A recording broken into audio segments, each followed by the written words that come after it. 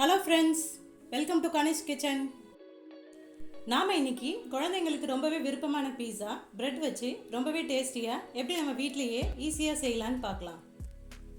நான் இன்னைக்கு இந்த பீஸா செய்கிறதுக்கு பீஸா சாஸ்க்கு பதில் டொமேட்டோ கெச்சப் தான் யூஸ் பண்ணியிருக்கேன்.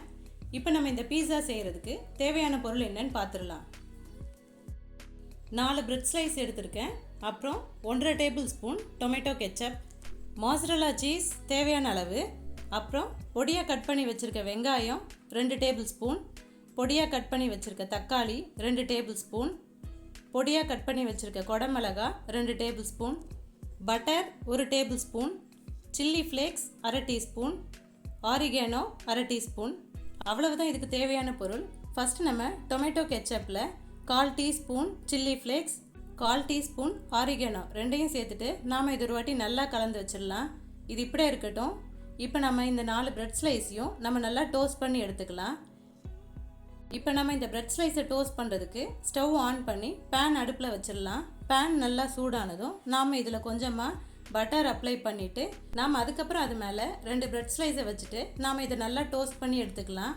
நாம் இந்த பிரெட் ஸ்லைஸை டோஸ்ட் பண்ணாமலும் செய்யலாம், நல்லா தான் இருக்கும்.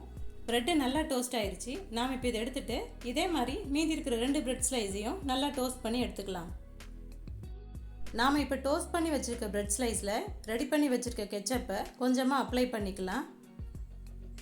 கெச்சப் நிறைய சேர்க்காம கொஞ்சமாக இந்த மாதிரி சேர்த்து எல்லா பக்கமும் படுற மாதிரி நல்லா ஸ்ப்ரெட் பண்ணி விட்டுடலாம். கெச்சப் நல்லா ஸ்ப்ரெட் பண்ணியாச்சு. நாம் இப்போ இது மேலே பொடியாக கட் பண்ணி வச்சுருக்க வெங்காயம், பொடியாக கட் பண்ணி வச்சுருக்க தக்காளி, அப்புறம் கொஞ்சமாக குடமிளகா எல்லாத்தையும் நம்ம விருப்பத்துக்கு ஏற்ற மாதிரி கொஞ்சமாக சேர்த்துக்கலாம்.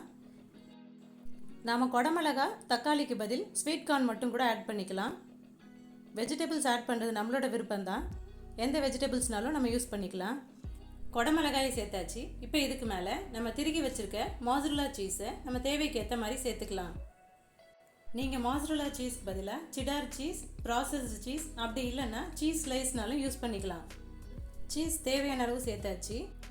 இப்போ நம்மளோட பிரெட் பீஸா டோஸ்ட் பண்ணுறதுக்கு ரெடி ஆகிடுச்சு. இதே மாதிரி மீதி இருக்கிற எல்லா பிரெட் ஸ்லைஸையும் ரெடி பண்ணி வச்சிடலாம். இது இப்படியே இருக்கட்டும். இப்போ நம்ம ஸ்டவ் ஆன் பண்ணி பேன் அடுப்பில் வச்சிடலாம்.